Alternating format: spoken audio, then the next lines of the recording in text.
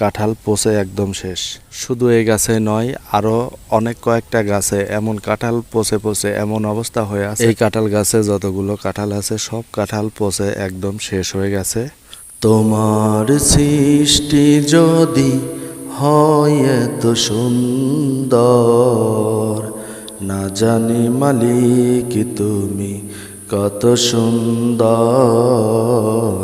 কত সুন্দর। আলহামদুলিল্লাহ। লিচু বাগান দিয়ে ঘুরতে ঘুরতে চলে যাচ্ছি বিশাল কাঁঠাল বাগানে। সেই কাঁঠাল গাছের কাঁঠালগুলো নাকি সবগুলো পচে গেছে। একটি কাঁঠাল গাছের সমস্ত কাঁঠাল পচে গেছে, সেটাই আজকে আমি আপনাদের দেখাবো।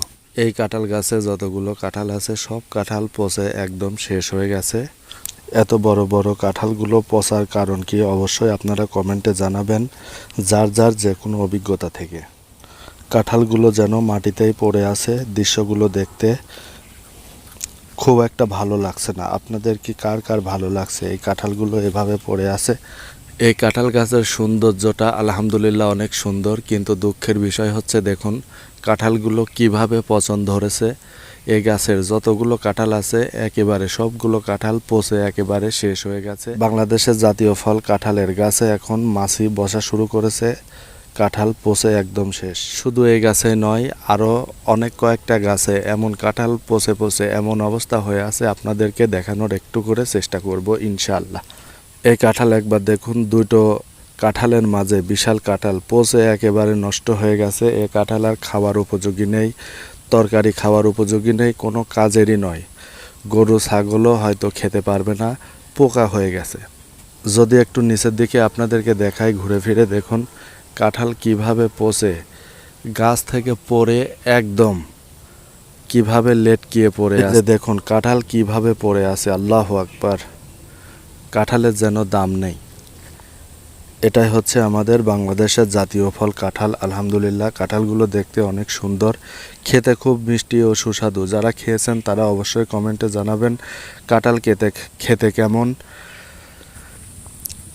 এই সৌন্দর্যময় গাছের সৌন্দর্যই যেন দিন দিন হারিয়ে যাচ্ছে। দেখুন কাঁঠালগুলো কিভাবে ধরে আছে, কিভাবে পচে যাচ্ছে। আলহামদুলিল্লাহ, মহান রব্বুল আলামিনের এই নিয়ামত আমরা আস্তে আস্তে হারিয়ে ফেলছি।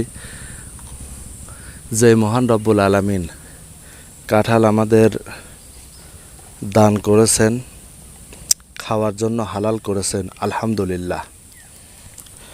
প্রতিটি গাছের কাঁঠাল যেন এভাবে ফেটে যাচ্ছে, নষ্ট হয়ে যাচ্ছে। কাঁঠালের যেন দাম নেই, একদম সস্তা দামেই কাঁঠাল বিক্রি হচ্ছে।